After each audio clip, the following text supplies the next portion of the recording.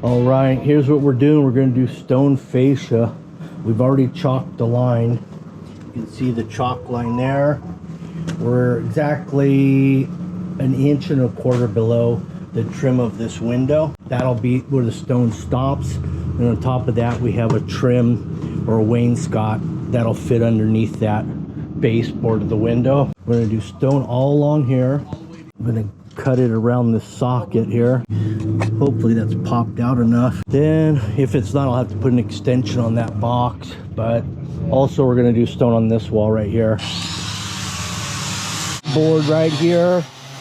This is a 1/4 inch 3x5. Making the cut right here.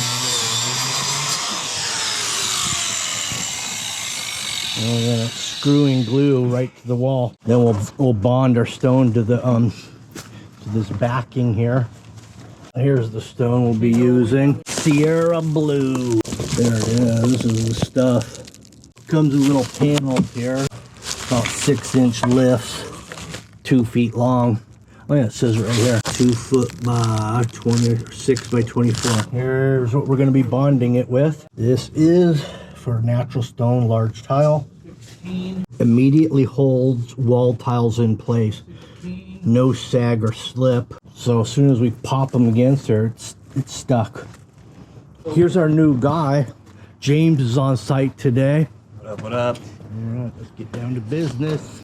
All right, here we are. We've got the chalk line set up. James is cleaning the surface of everything because we want it to bond really well to this house.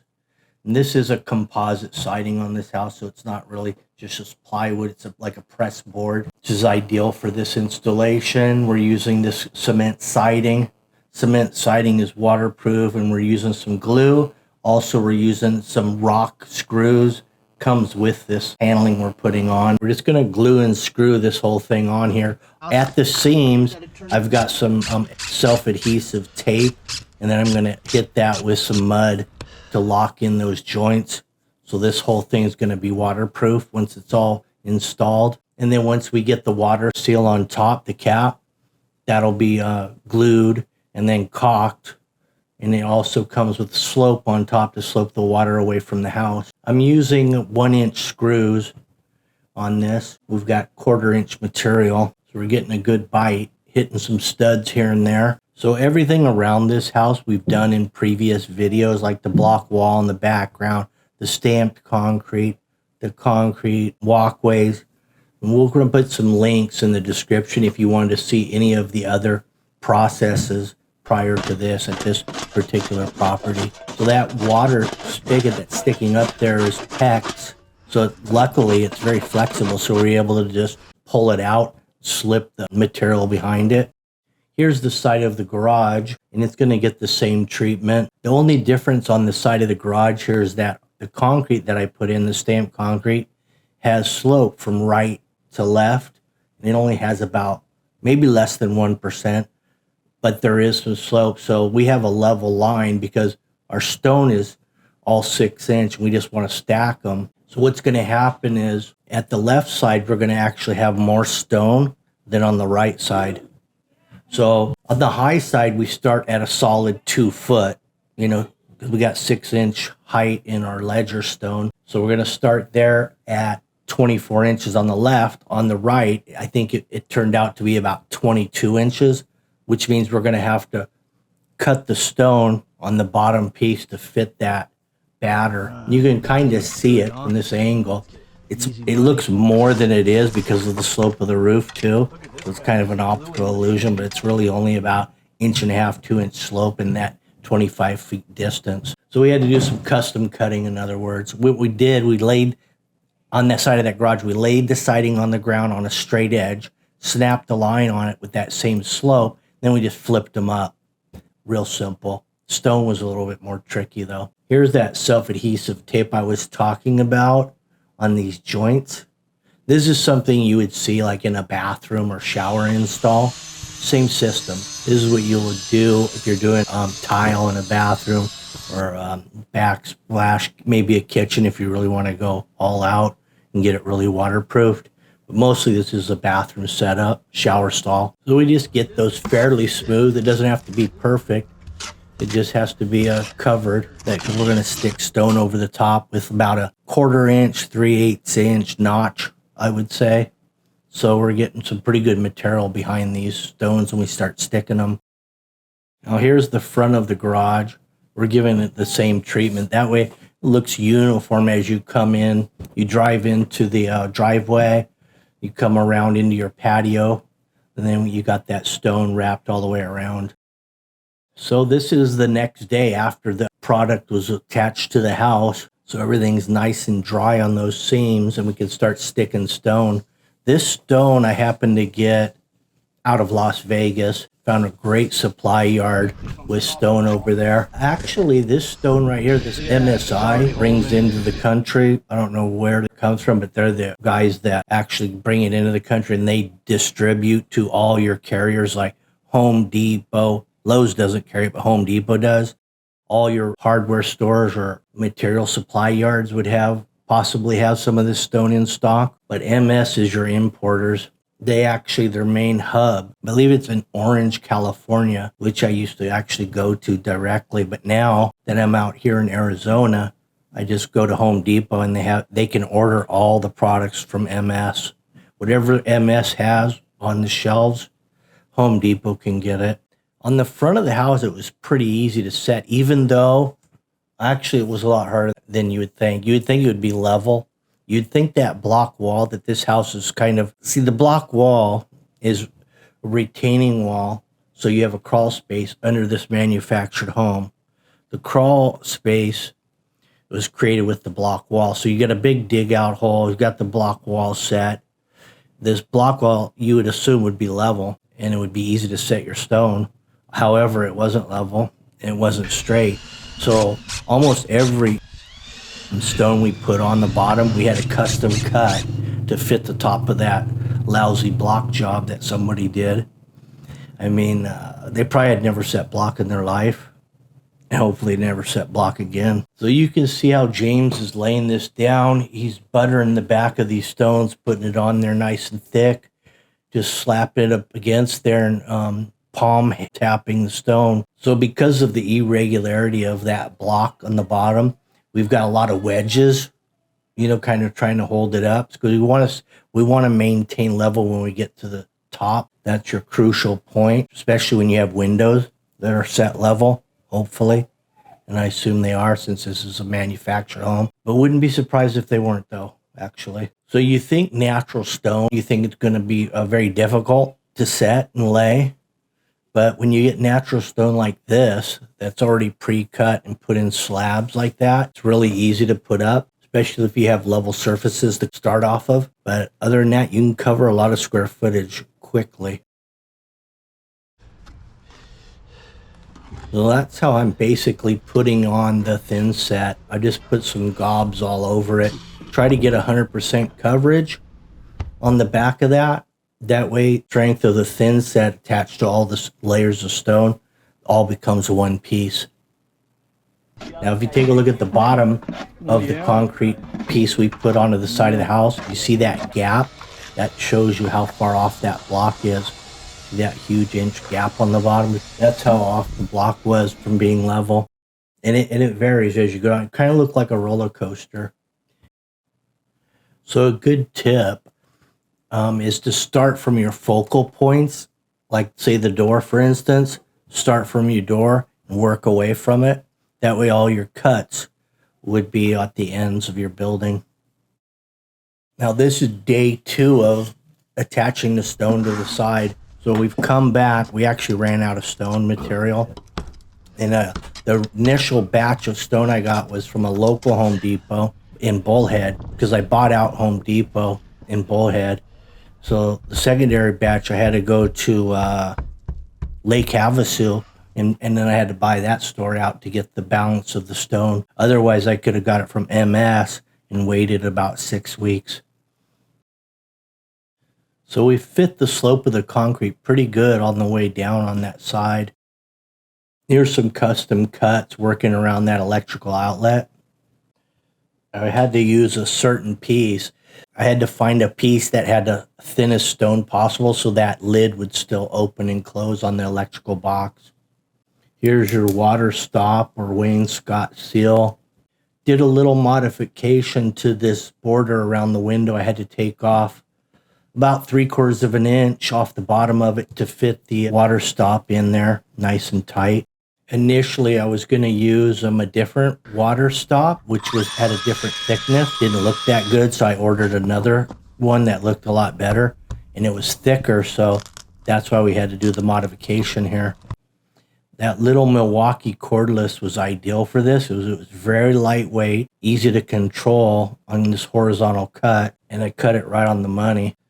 So on this water stop we're putting on the top, this cap with the cantilever, that's actually concrete. So it's a precast stone. It's, I believe they're 39, about 39 3/4 of an inch long. And they're 2.5 or 2 1/4 thick and 3.5 out. 3.5 out from the house, 2.5 high, 39.5 long. And it's a gray precast concrete. So as we stick these on, we're putting a good amount of glue right on top of that concrete. So we're sealing and sticking at the same time. And then we're going to also do a caulking on top where it meets the house and the window sill. All those little, I just cut 2x4s the length, and every one of those 2x4s are a different length because of the block that was set underneath. It was so irregular. Every one was a custom cut. We are back on the site, 6 a.m. in the morning. We got the cap all glued on there, real nice and snug. So now what we're doing today, we're gonna go ahead and seal. You notice how we're sealing the back edge here? I'm using this little tool here. It's a little rubber that has different size radiuses. That way I can just decide which one I want to use and rub it along there. It makes a really nice, clean, very clean joint. That's what we're doing here. I'm gonna do a little bit of caulking also underneath. Let me take a look under here. See under here? I mean, it's pretty tight. So I might not need it, really. Probably not, but if I find a big spot, I'll use it. And I got gray grout for underneath. Also, I think I'm gonna put some gray caulking around this area. Put a little around. But yeah, that's all there is to it. Take a look. So Doug's going down with that. I'm gonna follow him up with this.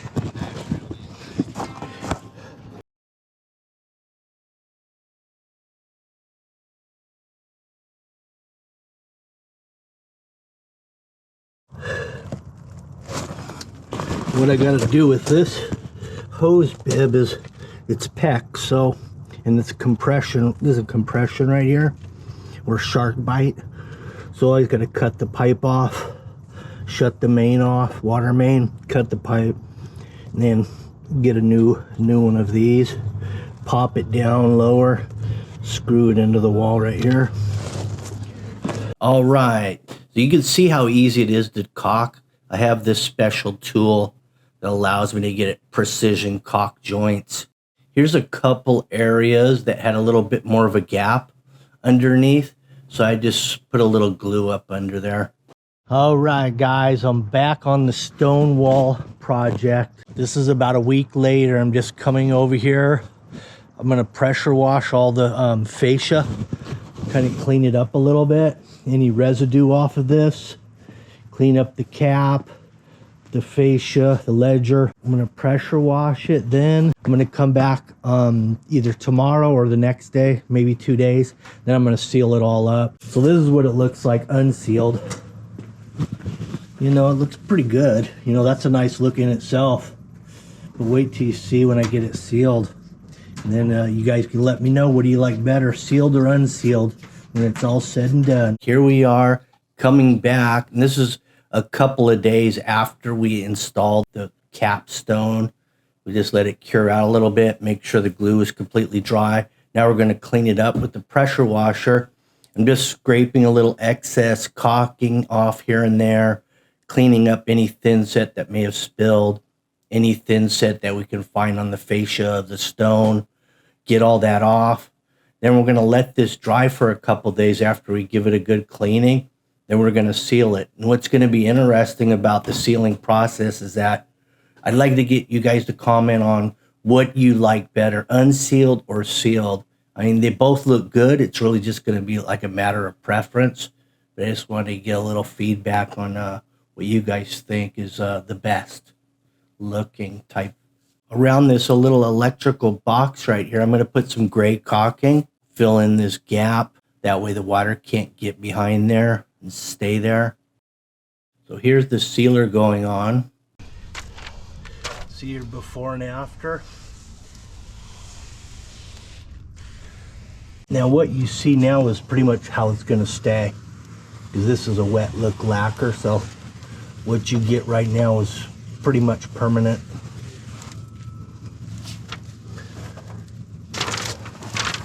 Probably got to seal this, I would say, every 2 years out here, because we got really high UV, real hot weather conditions. So this is about every 2-year reseal. Now if you're walking on it like this, you're probably looking at every year. And this is the same product we use for the stamped concrete and the stone. That's a natural stone, comes in sheets. That top cap, that's concrete precast. So now look at this. Let me give you a quick look at this. What we've got here. There's your cap done up too now. But we'll hand brush that just to be safe. So there's your stone sealed. Over here, your stone unsealed. So you guys can let me know what you think is better. What you would do. Would you leave it natural? Would you seal it?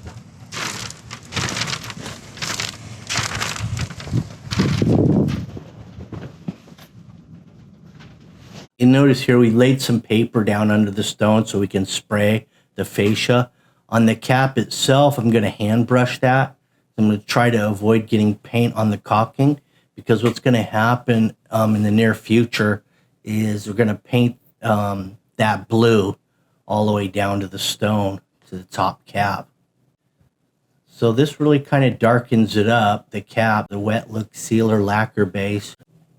The nice thing about sealer though, whether you like it or not, it does keep the material looking new. In other words, it's not going to stain as easily. It's going to preserve the color. So there's a lot of benefits to it, regardless of how it looks. But it really comes down to preference. Oh, the good news is, if you guys go to my website, Odell Complete Concrete, and you need any assistance on any job, you can lock me in and book me for a consultation. Then I'll be there with you on a Zoom, walk you through whatever project you might have. Show you it all.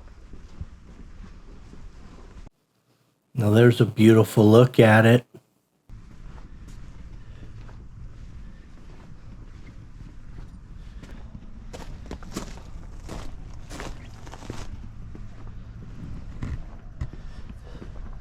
Well, that about wraps it up. Stay tuned for the next video. All right, that about wraps up this job. If you like these kind of videos, make sure you like, share, subscribe, hit the bell. That way you'll be notified as soon as we drop the next video. Thanks for watching. Have a good one.